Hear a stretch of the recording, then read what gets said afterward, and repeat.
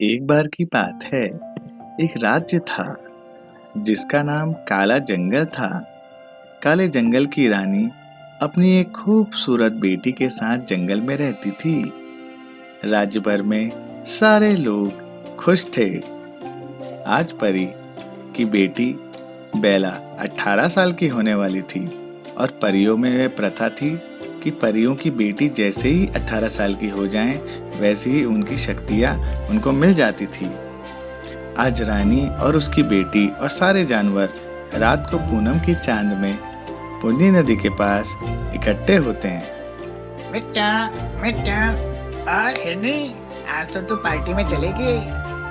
आज तो अपनी दोस्त बेला परी बनने वाली है। अरे तोता, चलते हैं।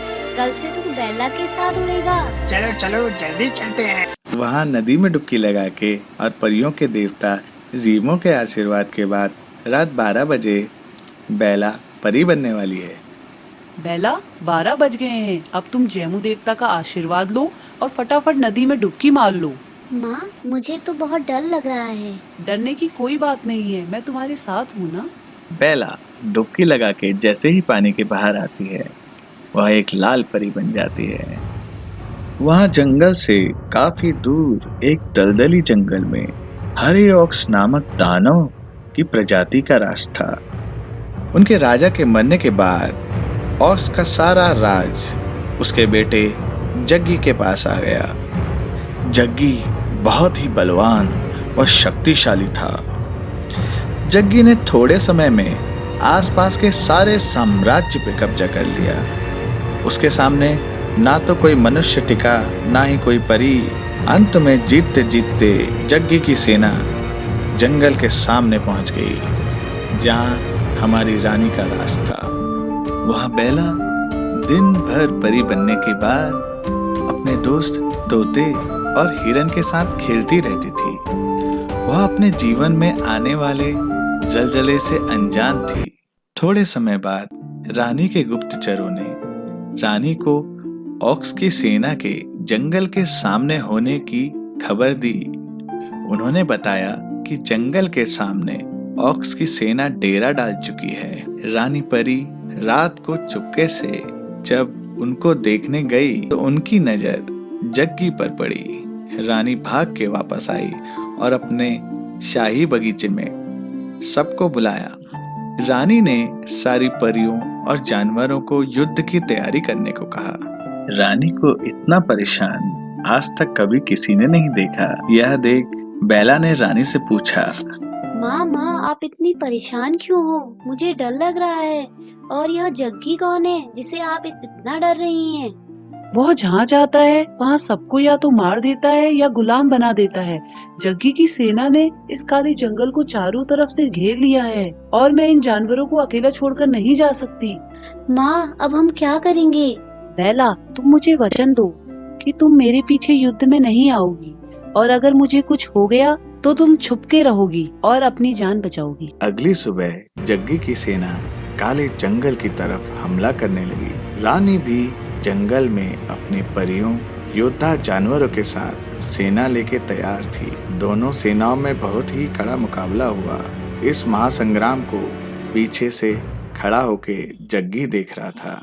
अब जग्गी अपने सबसे खूंखार ड्रैगन को युद्ध में भेजता है और ड्रैगन के आते ही रानी परी की सारी सेना खत्म होने लगती है। रानी अंत तक अकेली ही लड़ती रहती और अंत में रानी परी को भी बंदी बना लिया जाता है। यह सब तोता दूर से देख रहा था। रानी के बंदी बनने का समाचार वो बेला को देता है। बेला यह सुन के बहुत रोती है और माँ के वचन के कारण वो छोटे छोटे बचे हुए जानवरों के साथ जंगल में छिप जाती है। अब राक्षस जंगल में आते हैं और बचे हुए जानवरों का शिकार करने लगते हैं। अब अंत में राक्षसों ने बेला की दोस्त हिरन को भी खा लिया। जब बेला ने यह देखा तो उसे बहुत बुरा लगा और वो काफी रोने लगी। रात को बेला ने तोते को उसकी परी माँ के पास कैद खाने में भेजा। मिट्टू मिट्टू, अब ज्यादा समय तक बेला और हम लोग जानवरों का बचना बहुत ही असंभव है। रानी, राक्षस हिरन को भी खा गए। तोता, तुम मेरी बात ध्यान से सुनो। बेला से कहना कि उसके पिताजी जीवित हैं, पर वो अभी आ नहीं सकते। उसके पिता ने जैमू देवता की मूर्ति के नीचे एक सोने का अंडा छिपा कर रखा है। अगर उस अंडे को पवित्र नदी में डाल दो तो वह एक अग्नि पक्षी के रूप में आ जाएगा। रानी बहुत रोती है और अंत में अपना दिल निकालकर तोते को देती है।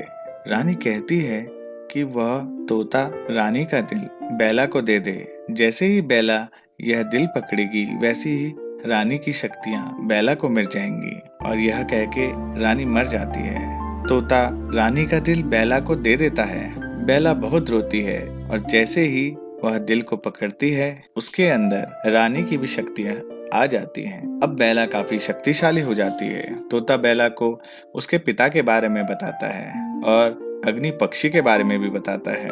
बेला फटाफट जैमू देवता की मूर्ति के नीचे से अंडा निकालती है और वह उसे पवित्र नदी में डाल देती है। वहीं एक बहुत ही शानदार आग उगलता हुआ पक्षी आता है। पक्षी कहता है, बेला मैं तुम्हारा सेवक हूँ और मैं तुम्हें युद्ध में पूरी तरह से मदद करूंगा। अब बेला अपनी शक्ति काबू करना सीख लेती है। उसके शरीर से आग की लपटें निकल रही थी। बेला बहुत ही भयानक हो चुकी थी।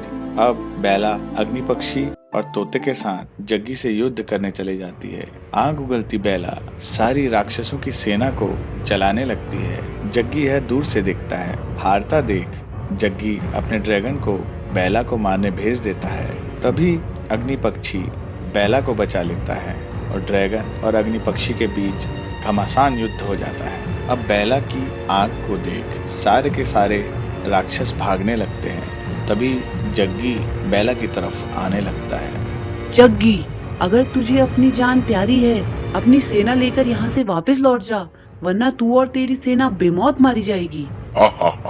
बच्ची, अपनी नई नई शक्तियों पे बहुत घमंड हो गया है तुझे।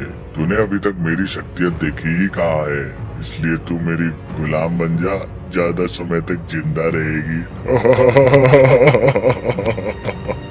चुप हो जा, अब लगता है तेरा भी तंदूरी कबाब बनाना ही पड़ेगा। बेला के ऐसा कहते ही जग्गी हमला कर देता है और बेला को पता भी नहीं चलता कि कब हमला हुआ और कब जग्गी ने उसको हथमरा बना दिया।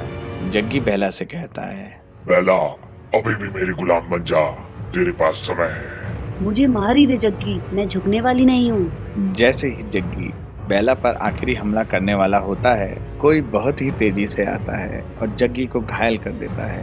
तुम कौन हो और इतने शक्तिशाली कैसे? जैमू कहता है, मैं परियों का देवता जैमू हूँ, पर देवताओं का धरती पे युद्ध करना मना है।